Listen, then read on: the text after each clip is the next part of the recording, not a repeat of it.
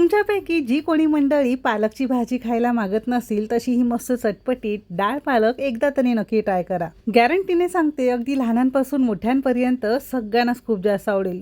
आज जरी बनवून ठेवली तरी दुसऱ्या दिवशी तुम्ही खाऊ शकता। आणखीन छान चव लागते। मस्त गरमागरम वाफाळत्या भाताबरोबर, चपाती भाकरीबरोबर खाऊ शकता। प्रत्येकाला कळेल अशा साध्या सोप्या सरळ भाषेत आणि भरपूर टिप्ससह रेसिपी दाखवलेली आहे, म्हणून शेवटपर्यंत नक्की बघा। जर आवडली तर लाईक करा। चॅनेलवर नवीन असाल, अजून तुम्ही कुकिंग तिकीट मराठी चॅनेलला सबस्क्राईब केलं नसेल तर सबस्क्राईब करून बाजूचं बेल आयकन नक्की क्लिक करा। चला तर मग सुरुवात करूया।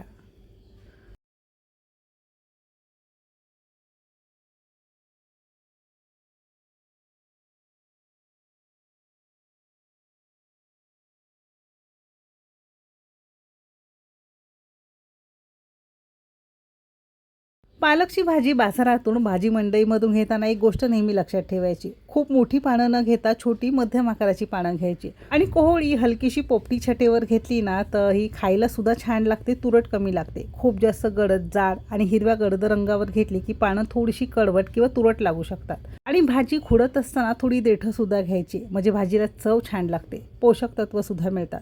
थोड्याशा देठांचं हित निवडून मिठाच्या पाण्यामध्ये फक्त 2 मिनिटं आपण बुडत ठेवलेली होती। नंतर ही छान आपण बारीक चिरून घेणार आहोत आणि भाजी आणल्यावर फ्रीजमध्ये ठेवून द्यायचं नाही, पटकन भाजी करायची, म्हणजे चवीला ही ताजी ताजी भाजी छान लागते। पालक निवडताना या सगळ्या छोट्या मोठ्या गोष्टी लक्षात ठेवल्या की भाजी सुद्धा छान लागते। तुरट न लागल्यामुळे लहान मोठी सगळी माणसं खातात।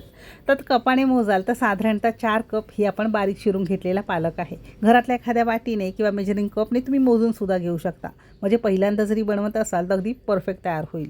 भाजी लवकर शिजून तयार व्हावी त्यासाठी इथे आपण कुकर घेतला। आता ज्या कपने 4 कप पालक होता, अगदी त्याच कपने बरोबर अर्धा कप आपण इथे तुरीची डाळ घेतलेली आहे। ग्रामने मोजाल तर साधारणतः 150 ग्राम प्रमाणात। आता ज्या मंडळींना तुरीची डाळ अजिबात चालत नसेल तर याऐवजी तुम्ही चण्याची डाळ, मुगाची डाळ किंवा सगळ्या मिश्र डाळी थोड्या थोड्या वापरू शकता। 1-2 पाण्याने डाळ आपण स्वच्छ धुवून घेतलेली आहे। जसं तुम्हाला तिखट कमी जास्त लागत असेल त्यानुसार हिरव्या मिरच्या चिरून घालायच्या। इथे आपण 5-6 हिरव्या मिरच्या छान बारीक चिरून घेतल्या। हिरवी मिरची बारीक चिरून घेतल्यामुळे याचा छान भाजीमध्येच गाळ होतो आणि खातानाही दाताखाली येत नाही, मुलं सुद्धा आवडीने खातील। जर आवडत असेल तर 2 ते 3 चमचे कच्चे शेंगदाणे घालायचे आणि यामध्ये जो पालक चिरून घेतलेला होता 4 कप तो सगळा घातलेला आहे। पुन्हा तुम्हाला प्रमाण सांगते, 4 वाटी किंवा 4 कप जर पालक असेल तर अर्धी वाटी किंवा अर्धा कप तुम्ही इथे तुरीची डाळ घेऊ शकता। तुरीच्या डाळीऐवजी मूग डाळ किंवा मिश्र डाळी वापरू शकता। सेम वाटी किंवा कपाने आपण साधारणतः 2 कप भरून साधं पाणी घातलंय। व्यवस्थित भाजी बुडेल इतपतच पाणी घालायचंय, खूप जास्त पाणी घालायचं नाही, शिजायला वेळ लागतो। झाकण लावायचं आणि साधारणतः 3 ते 4 शिट्या आपण काढून घेतलेल्या आहे। कुकर थोडासा शिटी करून गार झाला की आपण झाकण उघडून बघणार आहोत। तर बघू शकता अगदी परफेक्ट मस्त ही डाळ पालक शिजून तयार झालेली आहे। तुरीची डाळ वापरलेली आहे, तुम्ही जरी मुगाची डाळ वापरत असाल तर या भाजीमध्ये ना छान एकसंध होते आणि एकसारखी भाजीला छान टेक्स्चर सुद्धा येतं।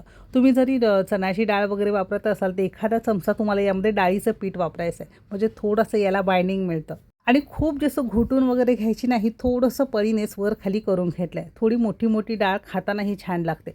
आता हे एका वेगळ्या सेपरेट भांड्यामध्ये काढून घेतलेलं आहे। भांड्याला थोडंसं लागलं होतं म्हणून अर्धा कप यामध्ये आपण साधं पाणी घातलंय, कारण याच कुकरमध्ये आपण डाळ पालकाला फोडणी सुद्धा देणार आहोत। खूप जास्त भांडी खराब करावी लागत नाही। रंग बघू शकता अगदी मस्त एकसारखा छान आल्यासारखा दिसत असेल। आता पुन्हा सेम कुकर आपण गरम करून घेतलाय, त्यामध्ये आवश्यकतेनुसार किंवा पळीभर आपण तेल घेतलेलं आहे, तुम्ही तुमच्या आवश्यकतेनुसार वापरू शकता। हलकंसं कडकडीत तेल गरम झालं की यामध्ये ना अर्धा चमचा आपण मोहरी फुलवून घेतलेली आहे। आता याचमध्ये 8 ते 10 लसणाच्या पाकळ्या ठेचून घेतलेल्या आहेत आणि 8-10 कढीपत्त्याची पानं घातली आहेत। लसूण शक्यतो ताजा आणि असा हा ठेचून घालावा, म्हणजे भाजीला चव अगदी छान येते। अर्धा चमचा आपण इथे साधं जिरं घेतलंय। मोहरी नंतर घातलं असतं की जिरं पटकन करपू लागतं, म्हणून नंतर घालायचं आहे। मध्यम आचेवर थोडासा गोल्डन, थोडासा कुरकुरीत लसूण होईपर्यंत आपण परतून घेतलं। गॅस अजिबात मोठा ठेवायचा नाही। अगदी 2 चिमूट आपण यामध्ये हिंग घेतलेला आहे आणि थोडीशी म्हणजे 2 चमचे बारीक चिरून कोथिंबीर घेतली आहे। सगळी फोडणी अगदी मंद आचेवर 1-2 मिनिटं आपण मस्त करून घेतली। सगळ्या घरात लसणाचा छान सुगंध पसरला आहे। इथेच आपण अगदी पाव चमचा हळद घेतलेली आहे आणि हे सुद्धा छान यामध्येच परतून घेतलेलं आहे। अगदी मस्त खरपूस आपली फोडणी तयार झाली. आवडत असल्यास एखादी लाल सुकी मिरचीसुद्धा तुम्ही यामध्ये घालू शकता. आता यावर डाळ पालक शिजवून घोटून घेतलेली आपण घातलेली आहे.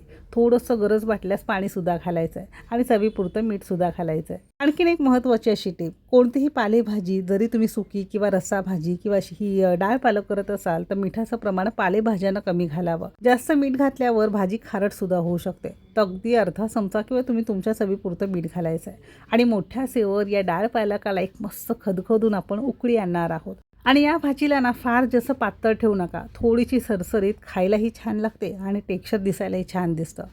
आता साधारणतः 1-2 मिनिटातच मोठ्या आचेवर याला मस्त खदखदून उकळी आल्यावर 4 ते 5 चमचे घरामध्येच तयार केलेला चिंचेचा कोळ घालणार आहोत. चिंचेचा कोळ चालत नसेल तर कोकमाचा आगळसुद्धा तुम्ही यामध्ये वापरू शकता.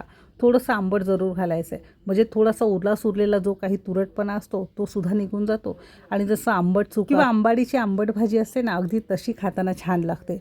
म्हणून चिंचेचा कोळ जरूर घालायचा आहे. आणि सगळ्यात शेवटी काय करायचं आहे, अर्धवट झाकण लावायचं आहे आणि याला 2 ते 3 मिनटं मस्त खदखदून आपण उकळून घेणार आहोत. चिंचेच्या कोळाबरोबर थोडंसं तुम्ही गुळाचा खडासुद्धा वापरू शकता जर आवडत असेल तर. 2 ते 3 मिनिटानंतर आपण याचं झाकण उघडून बघणार आहोत. सगळ्या घरात ना मस्त चटपटीत एक छान सुगंध पसरला. म्हणजे नुसत्या सुगंधाने खावीशी वाटणारी ही चटपटीत डाळ पालक खाण्यासाठी तयार आहे. मस्त वाफाळती गरमागरम सूप म्हणून सुद्धा अगदी छान लागतं. तर भाताबरोबर, चपातीबरोबर, भाकरीबरोबर तुम्ही नक्की ट्राय करा. थोडीशी कोमट भाजी झाली की छान याला दाटसरपणा येतो. जर तुम्हाला ही डब्याला न्यायची असेल तर पाणी कमीत कमी वापरून तुम्हाला ही भाजी तयार करायची. पाणी तुम्ही तुमच्या आवश्यकतेनुसार भाजीला कमी अधिक करू शकता.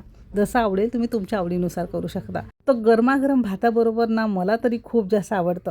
तुम्हीसुद्धा नक्की ट्राय करा. आणि एक गोष्ट सांगायची राहिली, ज्या मंडळींना चिंचेचा कोळ किंवा कोकमाचा आगळ वगैरे चालत नसेल तर टोमॅटो चिरून तुम्ही यामध्ये वापरू शकता. जेव्हा तुम्ही डाळ पालक शिजवता कुकरला त्याच वेळेस तसंसुद्धा तुम्ही करू शकता. पण नक्की ट्राय करा. रेसिपी आवडली असेल तर लाईक करा. चॅनेलवर नवीन असाल सबस्क्राईब करा. बाजूचं बेल आयकन नक्की क्लिक करा. इथपर्यंत रेसिपी बघितल्याबद्दल सगळ्यांचे मनापासून आभार. रेसिपी कोणत्या शहरातून बघताय ते सुद्धा नक्की लिहा. चला तर मग भेटू एक मस्त आणि जबरदस्त रेसिपीसोबत. तोपर्यंत मस्त खा आणि स्वस्थ रहा.